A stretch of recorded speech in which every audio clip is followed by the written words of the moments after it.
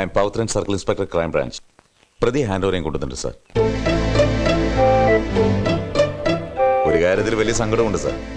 വളരെ ഓണസ്റ്റ് ആയിട്ട് crime branch case അന്വേഷിച്ചതും പ്രതി അറസ്റ്റ് ചെയ്തൊക്കെ ഇൻവെസ്റ്റിഗേഷൻ ആയിട്ട് പൂർത്തിയാകാറുമായി. പക്ഷെ ഇവിടെ ഇപ്പോ അധ്വാനം ഞങ്ങൾക്കും ക്രെഡിറ്റ് CBIക്കും. I know it mister Pavithran. CBI ഇതുവരെ ഈ കേസ് അന്വേഷിക്കണമെന്ന് ആവശ്യപ്പെട്ടിട്ടില്ല, ആഗ്രഹിച്ചിട്ടുമില്ല. പക്ഷെ എന്ത് ചെയ്യാം, കോടതി ഓർഡർ. എന്തൊക്കെ പറഞ്ഞാൽ ഇത് വല്ലാത്ത ടോർച്ചറിംഗ് ആണ് സാർ. ഈ തൂണും ചാരിയൊന്നും പെണ്ണും കൊണ്ടുപോയി എന്നൊക്കെ പറഞ്ഞു കേട്ടിട്ടേ ഉള്ളൂ. സോറി, ഞാൻ എന്റെ വിഷമം പറഞ്ഞതേ ഉള്ളൂ. It's all right. ഈ കേസുമായി ബന്ധപ്പെട്ട എല്ലാ റെക്കോർഡ്സ് ഈ ഫയലിലുണ്ട് സാർ. ചാക്കോ സർ, ഇറങ്ങി വാടോ.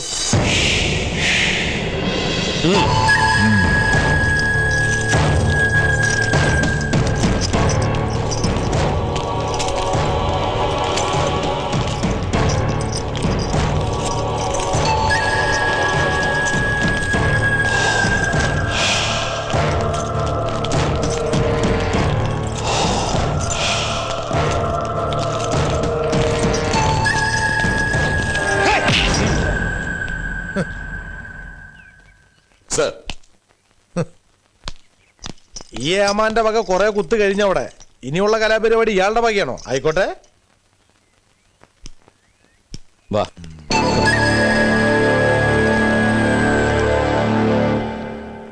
ഈ പോലീസ് പറയുന്ന പോലെ അലക്സ് 7 പേരെ ക്രൂരമായി കൂട്ടക്കൊല ചെയ്തു എന്നൊന്നും ഞങ്ങൾ ബ്ലാങ്കായിട്ട് വിശ്വസിക്കുന്നില്ല. അതുകൊണ്ട് തന്നെ ഒരു കുറ്റവാളിയോടല്ല ഞങ്ങളിപ്പോൾ സംസാരിക്കുന്നത്. നല്ല മാർക്കോടെ BA പാസ്സായി, തുടർന്ന് MA ചേർന്നു. പക്ഷെ MA പാസ്സായില്ല. കാരണം മയക്കുമരുന്നിന് അടിമപ്പെട്ട് ഇടയ്ക്ക് വെച്ച് പഠിപ്പ് നിർത്തി. വീട്ടിൽ നിന്നും കാശ് കിട്ടാതായപ്പോൾ മോഷണം തുടങ്ങി.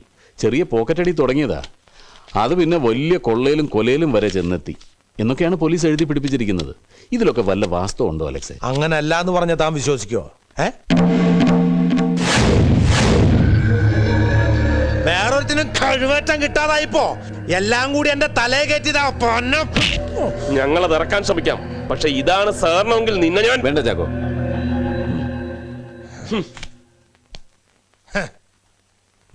സർ,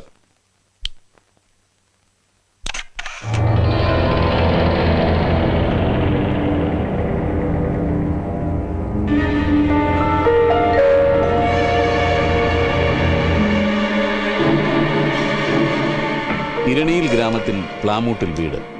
ഉടമസ്ഥൻ ലോനപ്പൻ. പാരമ്പര്യമായി വലിയ പണക്കാരൻ, ബിസിനസ്സുകാരൻ. പ്രൈവറ്റ് ഫൈനാൻസർ ആയതുകൊണ്ട് ധാരാളം പണം എപ്പോഴും വീട്ടിലുണ്ടാവും. ഇവിടെ ആകെ കൊല്ലപ്പെട്ടത് 5 പേര്. എനിക്കറിയില്ല. ലോനപ്പൻ 53 വയസ്സ്.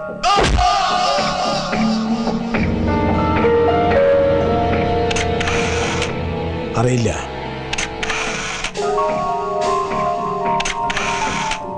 മറിയാമ്മ, ലോനപ്പന്റെ ഭാര്യ.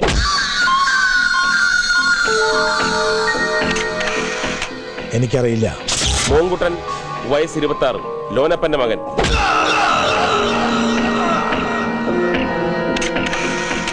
അറിയില്ല. അനിത, വയസ്സ് 23, മോൻകുട്ടന്റെ ഭാര്യ. എനിക്കറിയില്ല. രവിക്കുട്ടൻ, ലോനപ്പന്റെ 2ാമത്തെ മകൻ, 21 വയസ്സ്. എനിക്കറിയില്ല. നാദാമംഗലത്ത് സക്രിയയുടെ വീട്. മാണിക്കുഞ്ഞെന്ന് പറഞ്ഞാലേ നാട്ടുകാരറിയൂ. ലോനപ്പനെ പോലെ തന്നെ പണക്കാരൻ, ബിസിനസ്മാൻ, പ്രൈവറ്റ് ഫൈനാൻഷ്യൽ. ഇവിടെയും വീട്ടിലെപ്പോഴും പണം ഉണ്ടാവും. കൊല്ലപ്പെട്ടത് 2 പേര്. അറിയില്ല. മാണിക്കുഞ്ഞ്, 55 വയസ്സ്. അറിയില്ല. മോസി, മാണിക്കുഞ്ഞിന്റെ മകന്റെ ഭാര്യ. അറിയില്ല. ഇരണിയിൽ 5, നാദാമംഗലത്ത് 2. അങ്ങനെ ആകെ 7 പേര്. ഇവർ കൊല്ലപ്പെടുന്നതിന് 2 ദിവസം മുമ്പ് ഇവരുടെ വീടുകളുടെ പരിസരങ്ങളിൽ അലക്സ് ചുറ്റിപ്പറ്റി നടന്നിരുന്നു എന്നതിന് ദൃക്സാക്ഷികളുണ്ട്. അറിയില്ല. ഈ 2 വീടുകളിലും പല സ്ഥലത്തും അലക്സിന്റെ ഫിംഗർ പ്രിന്റ് ഐഡന്റിഫൈ ചെയ്തിട്ടുമുണ്ട്. എനിക്കറിയില്ല. അപ്പൊ ഈ 2 വീടുകളും വീട്ടുകാരെയും അലക്സിന് ഒരു പരിചയമില്ല. എനിക്കൊന്നും അറിയില്ല എന്ന് പറഞ്ഞില്ലേ? നീ BA വരെ പഠിച്ചെന്ന് പറഞ്ഞിട്ടും ആയും ലായും അല്ലാതെ വേറെ ആൽഫബറ്റ്സ് എന്ന് പറഞ്ഞൂടെ? ഒന്ന് സഹകരിക്കടാ മോനെ. സാർ, 2 വീടും കാണാം സാർ. 2 പാൽ താമസമില്ല. പിന്നെ പ്രതിയെ കൊണ്ടിരുന്നുണ്ടോ? ഉണ്ടെങ്കിൽ കുറച്ച് പോലീസിനോട് കരുതണം. അല്ല, ആള് കൂടുവേ ഇല്ലേ? then no problem.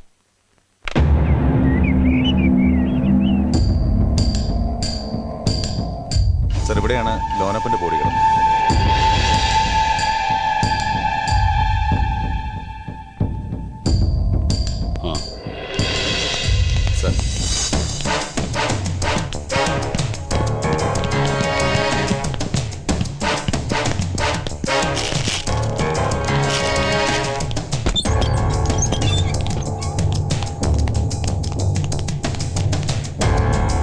ഇവിടെ മൂത്ത മകൻ മോഹൻകുട്ടൻ, അടുത്ത ആ മുറിയിൽ.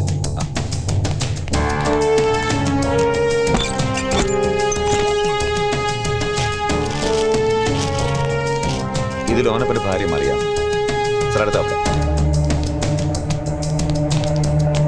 ഇവിടെ രണ്ടാമത്തെ മകൻ രവിക്കുട്ടൻ.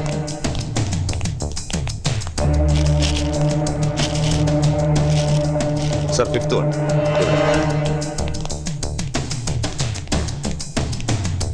ഇത് മൂത്ത മകന്റെ ഭാര്യ അനിത.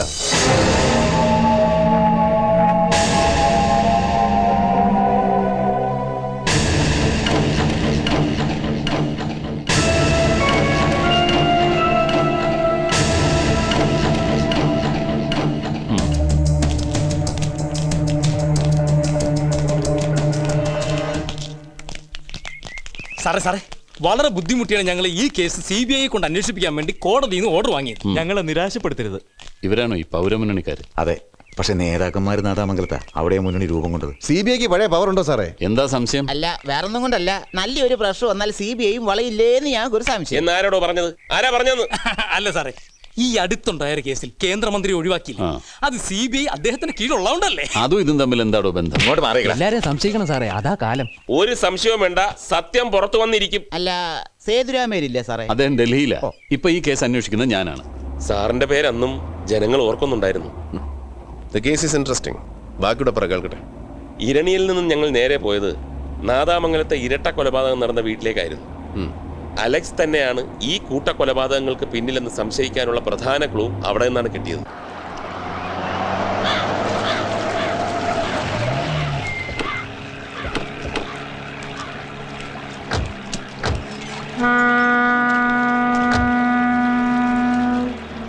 ഇതിന് എപ്പോ തിരിച്ചു വരും? ഉടനെ വരും സാർ.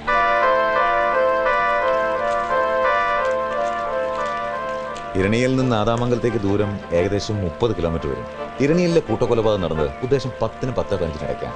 അവിടുന്ന് അലക്സ് നേരെ പോയത് നാദാമംഗലത്തുള്ള മാണിക്കുഞ്ഞിന്റെ വീട്ടിലേക്കാണ്. രാത്രി 8 മണി കഴിഞ്ഞാൽ പിന്നെ ഇവിടെ കിടത്തില്ല. അതുകൊണ്ട് തന്നെ അന്ന് അവൻ പോയിരിക്കുന്നത് ഉദ്ദേശം 8 കിലോമീറ്റർ ചുറ്റിയായിരിക്കണം. അങ്ങനെ ആകെ 30-38 കിലോമീറ്റർ. സോ ഉദ്ദേശം 1 മണിക്കൂർ യാത്രയ്ക്ക് അവൻ എടുത്ത് കാണും. തുടർന്നാണ് നാദാമംഗലം മാടം. അത് ഉദ്ദേശം 11-നും 11:15 ഇടയ്ക്ക്. That matches the timing sir. Okay, ചുറ്റി വളഞ്ഞാണ് പോയതെന്ന് അവൻ സമ്മതിച്ചോ? അവനൊന്നും സംഭവിച്ചിട്ടില്ല. ഇതെല്ലാം പോലീസിന്റെ നിഗമനങ്ങളാണ്. ചാക്കോ സർ, നമുക്കും അവൻ പോയ വഴിയെ തന്നെ പോവാം, ചുറ്റി വളഞ്ഞ്.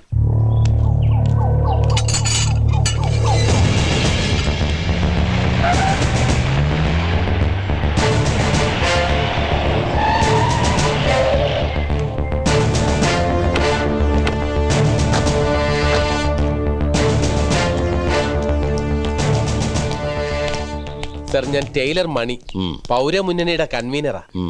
പോലീസിനെ മാറ്റി നിർത്തി CBI കൊണ്ട് അന്വേഷിപ്പിക്കണമെന്ന കേസിലെ ഹർജിക്കാരനും ഞാനാ. ഇവരേതോ കള്ളനെ അറസ്റ്റ് ചെയ്തിട്ടുണ്ടെന്ന് പറയുന്നു.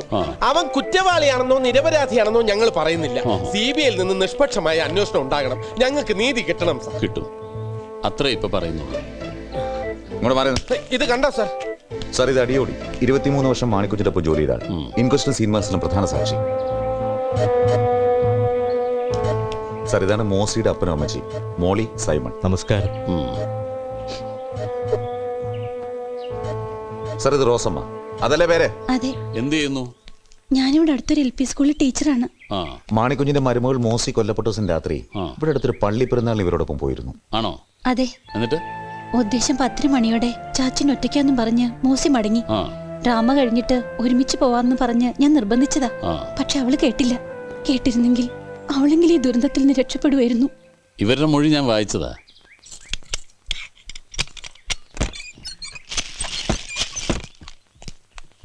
ഇവിടെ വന്നാ മതി. സാറിന്റെ പഴയ ഉമ്മാക്കൊന്നും ഇനി നടക്കില്ല. CBI വന്നിരിക്കുന്നത്. ചെന്നാട്ടെ സാർ. സാർ, ഇവിടെയാണ് മാണിക്കുഞ്ഞിന്റെ മരുമകൾ മോസിയുടെ ബോഡി കിടന്നത്.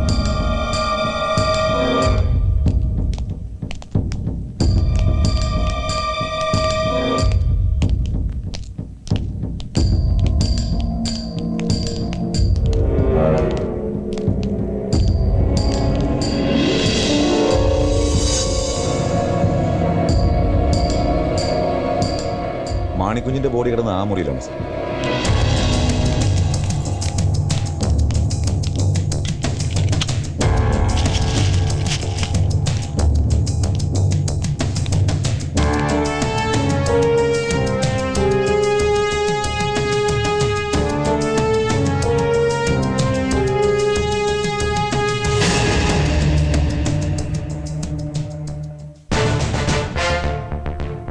വെപ്രാളത്തിനിടയ്ക്ക് മാണിക്കുഞ്ഞ് എഴുതിയതാവണം.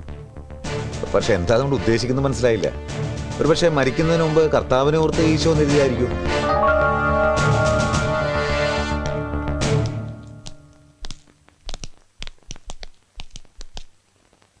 മാണിക്കുഞ്ഞിന് ഇംഗ്ലീഷൊക്കെ അറിയായിരുന്നു. പിന്നെ അയാൾ ഗ്രാജുവേറ്റ് ആണ്.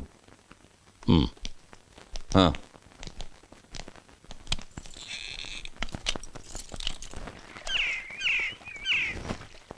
മാണിക്കുഞ്ഞിന്റെ വീട്ടില് അയാളും മരുമകളും അല്ലാതെ മാണിക്കുഞ്ഞിന്റെ ഭാര്യ, മക്കള് അങ്ങനെ ആരുമില്ലേ? അതൊരു വലിയ ട്രാജഡിയാണ് സാർ. മാണിക്കുഞ്ഞും കുടുംബവും വേളാങ്കണ്ണി യാത്രക്കിടയിൽ വലിയൊരു ആക്സിഡന്റിൽ പെട്ടു. അതിൽ സർവൈവ് ചെയ്ത് മാണിക്കുഞ്ഞും മരുമകളും മാത്രമാണ്. കൂടെ ഉണ്ടായിരുന്ന ഭാര്യ, മകൻ, മകൾ, മകളുടെ ഭർത്താവ്, കുട്ടികൾ എല്ലാവരും ഒരു ശാപം കിട്ടിയ കുടുംബമാണല്ലോ അത്. ഈ അലക്സിനെ ക്രൈംബ്രാഞ്ച് സംശയിക്കാൻ എന്താ കാരണം? അലക്സ് ഒരു ലിസ്റ്റഡ് മോഷ്ടാവാണ് സാർ. പല കേസിന് ശിക്ഷ അനുഭവിച്ചിട്ടുണ്ട്. പിന്നെ ഈ അലക്സിനോട് രൂപസാദൃശ്യമുള്ള ഒരാളെ സംഭവം നടക്കുന്നതിന് ജസ്റ്റ് മുമ്പ് ഇരണിയിലും നാദാമംഗലത്തും കണ്ടവർ പലരുമുണ്ട്. അവർ തന്ന ഡിസ്ക്രിപ്ഷൻസ് വെച്ചാൽ ഞങ്ങൾ അലക്സിനെ കസ്റ്റഡിയിലെടുത്തത്. പലരും അയാൾ ഐഡന്റിഫൈ ചെയ്തിട്ടുണ്ട്. എന്നാൽ ഇരണിയിലും നാദാമംഗലത്ത് ചുറ്റിത്തിരിഞ്ഞതിന് അലക്സിന് കാരണങ്ങളൊന്നും പറയാനില്ല.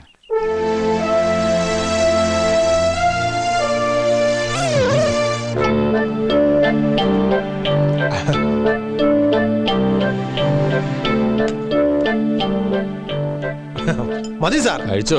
മതി മതി മതി, ഇഷ്ടം പോലെ കഴിച്ചോ. ഇനി ഞാനെടുത്തോളാം. കുറെ നാളായി രുചിയുള്ള എന്തേലും കഴിച്ചിട്ട്.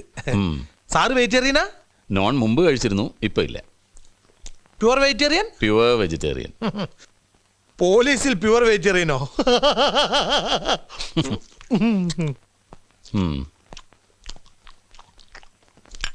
ഈശോ MA-ക്ക് എവിടെയാണ് പഠിച്ചത്?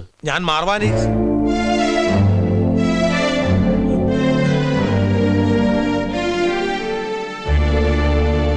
ഈശോ, ആ പേര് സാറിനെങ്ങനെ അറിയാം? എനിക്ക് ആ പേരുള്ള ചുരുക്കം ചിലർക്ക് അറിയുള്ളൂ. ഞങ്ങളെ കൂടാതെ ആ പേര് ഉറപ്പായിട്ട് മറ്റൊരാൾക്കും കൂടെ അറിയാമായിരുന്നു. ആർക്ക്? നാദാമംഗലത്തെ മാണിക്കുഞ്ഞിന്. തീരെ പ്രതീക്ഷിച്ചില്ല അല്ലേ? പറ, മാണിക്കുഞ്ഞ് ഈ പേരെങ്ങനെ അറിഞ്ഞു? എനിക്കറിയില്ല.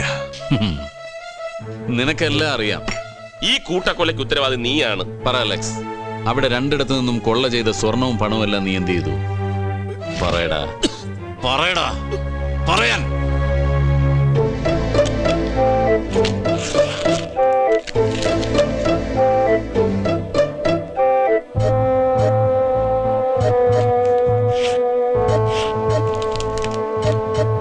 തൊണ്ടി കോടതിയിൽ ഹാജരാക്കുന്നില്ലേ? നാളെ ഹാജരാക്കും സർ. പ്രതി കുറ്റം സമ്മതിച്ചോ? ആദ്യമൊക്കെ സമ്മതിച്ചു. അങ്ങനെയാണ് ഈ കളവ് മുതൽ ഇത്രയെങ്കിലും റിക്കവർ ചെയ്യാൻ സാധിച്ചത്. പക്ഷേ റിമാൻഡ് എക്സ്റ്റെൻഡ് ചെയ്യാൻ വേണ്ടി ഹാജരാക്കിയപ്പോൾ അവന്റെ സ്വഭാവം നേരെ മാറി. പോലീസും CBIയും കൂടി എല്ലാം തന്റെ തലയിൽ കെട്ടിവെച്ചതാണെന്നും മർദ്ദനം പേടിച്ച് കുറ്റം സമ്മതിച്ചാണെന്നും കൂടി അവൻ കോടതി പറഞ്ഞു. അത് യൂഷ്വൽ അല്ലേ? ഏത് പ്രതിയാ കോടതിയിൽ കുറ്റം സമ്മതിച്ചിട്ടുള്ളത്? അവനെ ചാർജ് ചെയ്യാനുള്ള തെളിവുകളൊക്കെ ഇല്ലേ? 100%. പരിസരത്ത് അവനെ കണ്ട സാക്ഷികൾ, 2 വീട്ടിൽ നിന്നും കിട്ടിയ അവന്റെ ഫിംഗർ പ്രിന്റ്സ്, പിന്നെ കളവ് മുതൽ കണ്ടെടുത്ത എക്സെട്ര. ഇതാണ് സർ കൊല ചെയ്യാൻ ഉപയോഗിച്ച ആയുധം.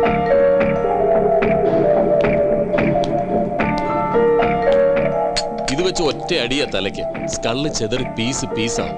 ഒരു മോഷ്ടാവ് എന്നതിനേക്കാൾ ഉപരി he's a maniac serial killer. ഡ്രഗ്സിന്റെ ഇൻഫ്ലുവൻസും കൂടി ആവുമ്പോൾ ആളുകൾ പെടഞ്ഞു മരിക്കുന്ന കണ്ടാൽ അവന് രസം കയറും. ഡോക്ടേഴ്സ് അവൻ്റേത് വളരെ പെക്യുലർ കേസാണെന്നാണ് റിപ്പോർട്ട് ചെയ്തിരിക്കുന്നത്. ചാർജ് ഷീറ്റ് നമുക്ക് നാളെ ഫയൽ ചെയ്യാം സാർ. ഓക്കെ, ശരി സാർ.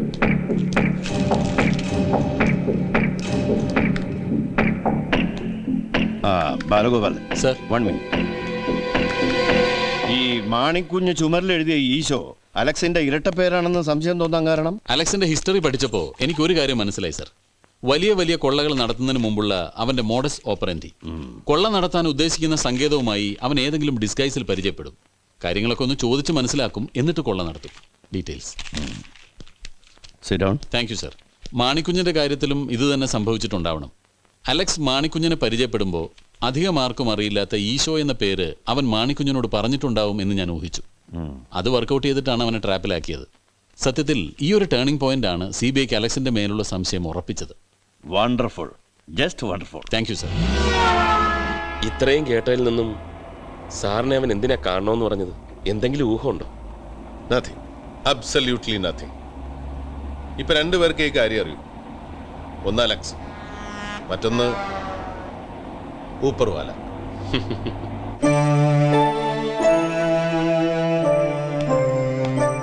അലക്സ്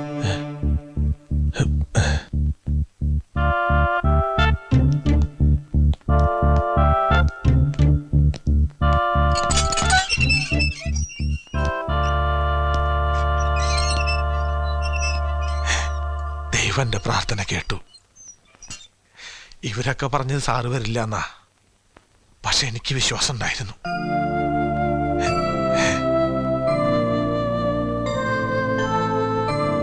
ശരി സർ.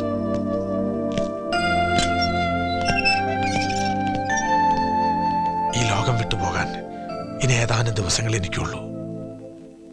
ഞാൻ സത്യമേ പറയൂ, സാറ് വിശ്വസിക്കണം. കഴിഞ്ഞ ദിവസം പ്രാർത്ഥന കഴിഞ്ഞപ്പോൾ എനിക്കൊരു ഉൾവിളി ഉണ്ടായി. ദൈവം എന്നോട് പറഞ്ഞ പോലെ എനിക്ക് തോന്നി, ഞാൻ ഈ ഭൂമി വിട്ടു പോകുന്നതിന് മുൻപ് ആ സത്യം ആരോടെങ്കിലും പറയണമെന്ന്. വളരെ യാദൃശികമായിട്ടാണ് സാറ് ഇവിടെ ഉണ്ടെന്ന് പേപ്പറിൽ കണ്ടത്. എനിക്ക് പറയാനുള്ളത് കേൾക്കാൻ ഏറ്റവും യോഗ്യം സാറാണെന്ന് എനിക്ക് മനസ്സിലായി. ഇരണിയിലെയും നാദാമംഗലത്തെയും കൂട്ടക്കൊല കൂടാതെ തെളിയിക്കപ്പെടാത്ത 3 കൊലകൾ കൂടി ഞാൻ ചെയ്തിട്ടുണ്ട്. തമിഴ്നാട്ടിൽ ആദ്യത്തെ കൊല നടത്തിയത് കൊള്ള നടത്തിയ ശേഷം ആത്മരക്ഷാർത്ഥമാണെങ്കിൽ കർണാടകത്തിൽ 2 പേരെ കൊന്നത് ദൃക്സാക്ഷികൾ ഇല്ലാതാക്കാനായിരുന്നു. തുടർന്ന് എനിക്ക് മനസ്സിലായി, ആ കൊലകളിൽ കാരണമില്ലാത്ത ഏതോ രസം എനിക്കുണ്ടായിരുന്നുവെന്ന്. നാദാമംഗലത്തെയും ഇരണിയിലെയും കൂട്ടക്കൊലയ്ക്ക് മുൻപ് ഞാൻ പൂർണ്ണ മൃഗമായി തീർന്നിരുന്നു. ഇതൊരു കൺഫെഷനാണ്. ആണെങ്കിൽ ഫാദർ ഗോമസിനോട് മതിയായിരുന്നു എന്നെ മൃഗത്തിൽ നിന്നും മനുഷ്യനാക്കി മാറ്റിയ മനുഷ്യസ്നേഹി. ഇല്ലെന്ന് വിശ്വസിച്ച ദൈവം ഉണ്ടെന്ന് തെളിയിച്ചു തന്ന മഹാൻ. പക്ഷേ അദ്ദേഹത്തിന് പോലീസിന്റെ ജോലി ഇല്ലല്ലോ സാർ. മനസ്സിലായില്ല. ആ 7 കൊലകളിൽ ഒരെണ്ണം ഞാൻ ചെയ്തതല്ല സാർ, മറിച്ച് 6 എണ്ണം ഞാൻ ബോധപൂർവം തന്നെ ചെയ്തതാ. ആ വീടുകളിൽ കൊള്ള നടത്തിയത് ഞാൻ തന്നെയാ. കള്ളം, പച്ചക്കള്ളം. 6 അല്ല 7 ഇവൻ തന്നെ ചെയ്തു. എന്നിട്ട് ഇപ്പൊ തെറ്റിദ്ധരിപ്പിക്കാൻ വേണ്ടി. Please let him complete it. പറയൂ. ഇങ്ങനൊരു രഹസ്യമല്ല, സത്യം ഇപ്പോൾ പറയുന്നുകൊണ്ട് യാതൊരു ദൈവോദാക്ഷിണ്യമോ ആരിൽ നിന്ന് ഞാൻ പ്രതീക്ഷിക്കുന്നില്ല. ഞാൻ ചെയ്ത കൊലകളിൽ ഒന്ന് കൂടിയാലും കുറഞ്ഞാലും ഈ ശിക്ഷയിൽ ഒരു മാറ്റവും ഉണ്ടാവില്ലെന്ന് എനിക്ക് നന്നായിട്ടറിയാം. ഞാൻ പൂർണ്ണ മനസ്സോടെ സ്വീകരിച്ച ശിക്ഷയാണിത്. എൻ്റെ ഈ മുഖം കണ്ടാലറിയില്ലേ, എനിക്കൊട്ടും പരിഭ്രമവും ഇല്ല, ഭയവും ഇല്ല. പിന്നെ ഇപ്പൊ ഇങ്ങനെ ഒരു മനമാറ്റത്തിന് എന്താ കാരണം? ഒരു കാരണം ഞാൻ ആദ്യം പറഞ്ഞത്, ദൈവം എന്നെ പ്രേരിപ്പിച്ചു വന്നത്. മറ്റൊന്ന്, 7ാമത്തെ കൊല ആര് ചെയ്തു അവർ ഇന്ന് സമൂഹത്തിൽ മാന്യരായി കഴിയുന്നുണ്ടാവണം. തങ്ങളെ തൊടാൻ ആർക്കും കഴിയില്ലെന്ന അഹങ്കാരത്തിൽ. അസത്യം പറയുന്നതിനേക്കാൾ പാപമാണ് സത്യം പറയാതിരിക്കുന്നത്. അതുകൊണ്ടാവണം ദൈവം ഈ അവസാന നേരത്ത് ഇത് പറയാൻ എന്നെ പ്രേരിപ്പിച്ചത്. ആരാണ് ഇതിൽ 7ാമത്തെ ആൾ? മാണിക്കുഞ്ഞ്, നാദാമംഗലത്തെ 2 പേരിൽ ഒരാൾ.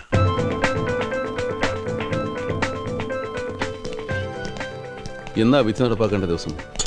തീയതി തീരുമാനിച്ചു? എന്ന് വേണമെങ്കിലും സംഭവിക്കാം സാർ. എക്സിക്യൂഷൻ ഓർഡർ വരേണ്ട താമസമേ ഉള്ളൂ. എന്താ സാർ? നത്തിങ്.